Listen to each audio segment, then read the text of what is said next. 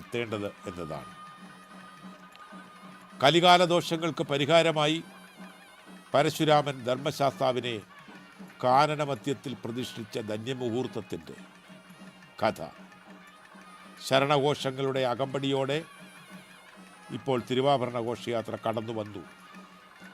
വെളിച്ചപ്പാടിൻ്റെ വാദ്യമേളങ്ങളുടെ അകമ്പടിയോടെ തന്ത്രിയും മേൽശാന്തിയും ചേർന്ന് സ്വീകരിച്ച് പ്രധാന പേടകം അകത്തേക്ക് കൊണ്ടുപോയി തുറന്ന് തിരുവാഭരണങ്ങൾ അയ്യനെ അണിയിച്ചു കൊണ്ടിരിക്കുകയാണ്.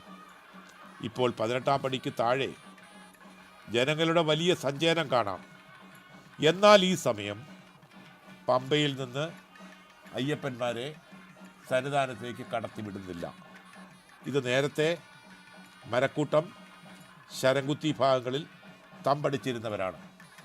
അവരാണ് ഇപ്പോൾ ഇവിടെ എത്തിച്ചേർന്നിരിക്കുന്നത്. ദീപാരാധന കഴിയുമ്പോൾ സർവാഭരണ വിഭൂഷിതനായ അയ്യപ്പസ്വാമിയെ ദർശിക്കുന്നതിന് വേണ്ടിയാണ് ഇപ്പോൾ നടപ്പന്തലിൽ വലിയ ക്യൂ ഉണ്ടായിരിക്കുന്നത്. നോക്കുക, പുഷ്പക വിമാനത്തിൽ ഈശ്വരന്മാർ വന്ന് തൽപ്പമൊരുക്കുകയാണോ എന്ന് സംശയിക്കേണ്ടിയിരിക്കുന്നു. സൂര്യൻ മറയാൻ പോലും വൈകുന്നു. കാനനവാസൻ സർവാഭരണ വിഭൂഷിതനായി കണ്ടതിന് ശേഷം മറയാം. സംക്രമ സന്ധ്യകൾ സിന്ദൂരം ചാർത്തുകയാണ്. ഇതാണ് ദീപാരാധനയ്ക്ക് നട തുറക്കുന്നതിന് വേണ്ടി വളരെ ആകാംക്ഷയോടുകൂടി ഭക്തജനങ്ങൾ കാത്തു നിൽക്കുകയാണ്. ഒരു തീർത്ഥാടന കാലം അതിൻ്റെ പരിസമാപ്തിയിലേക്ക് കടക്കുകയാണ്. ഭക്തലക്ഷങ്ങൾ കാത്തിരുന്ന ഒരു പുണ്യമുഹൂർത്തത്തിലേക്ക് കടക്കാൻ പോവുകയാണ്. ഏത് മലയാളിയുടെയും അഭിമാനമാണ് ശബരിമല.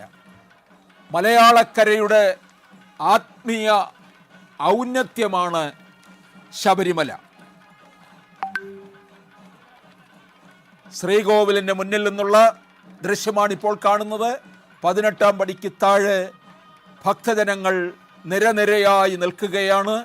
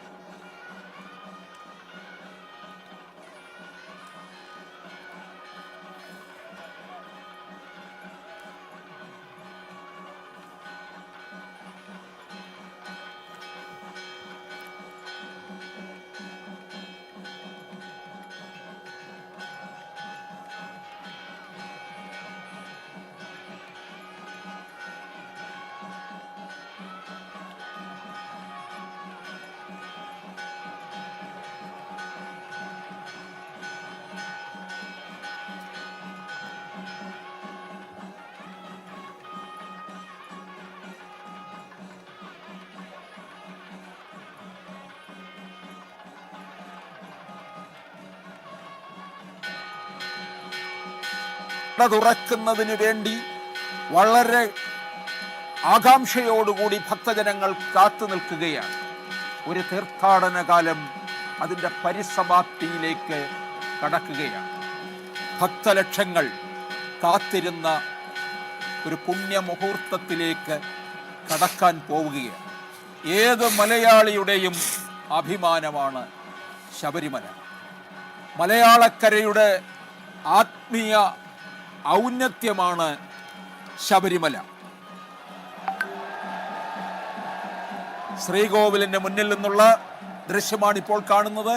18-ാം പടിക്ക് താഴെ ഭക്തജനങ്ങൾ നിരനിരയായി നിൽക്കുകയാണ്. മകരജ്യോതി ദൃശ്യമായി. ദീപാരാധന കഴിഞ്ഞു.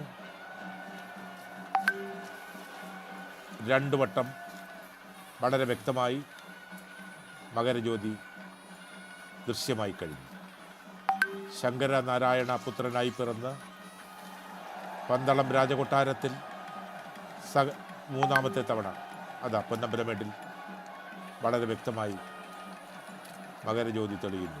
ദേവകളും ഋഷിമാരും ഭഗവാനെ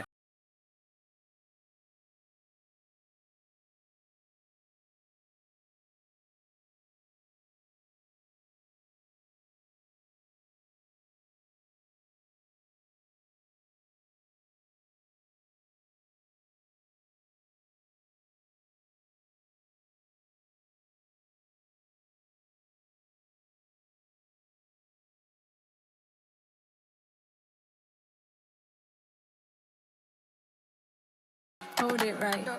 Oh, John. Oh, John. It's easy on an Ather. Oh, John.